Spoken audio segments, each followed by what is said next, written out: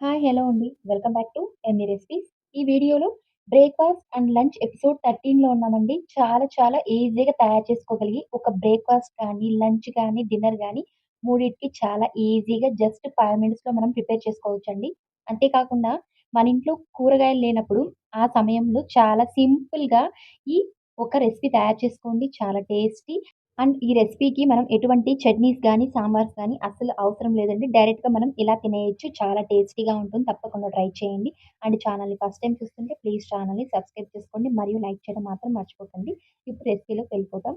ఇక్కడైతే నేను మిల్లెట్స్ చపాతీ అయితే ఈ విధంగా రుద్దుకున్నానండి రౌండ్ షేప్‌లో.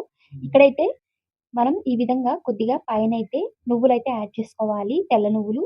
తర్వాత ఇందులో కొద్దిగా ఎండుమిర్చి పౌడర్ అండి. ఇక్కడైతే నేను కొద్దిగా మిక్సీ పట్టుకున్నాను ఎండుమిర్చిని. ఈ విధంగా కొద్దిగా యాడ్ చేసుకుంటున్నాను చిల్లీ ఫ్లేక్స్ అనేది. తర్వాత కొద్దిగా సన్నగా తరుక్కున్న కరివేపాకు ఈ విధంగా పైన యాడ్ చేసి, కొద్దిగా నెయ్యి అయితే యాడ్ చేసుకోవాలండి. నెయ్యి ప్లేస్‌లో మీరు ఆయిల్ కూడా యూజ్ చేయవచ్చు. ఈ విధంగా తెల్ల నువ్వులు, చిల్లీ ఫ్లేక్స్, కొద్దిగా కరివేపాకు, ఆయిల్ లేదా ఘీ యాడ్ చేసి ఈ విధంగా ఫోల్డింగ్ చేసుకోవాలండి పిండైతే.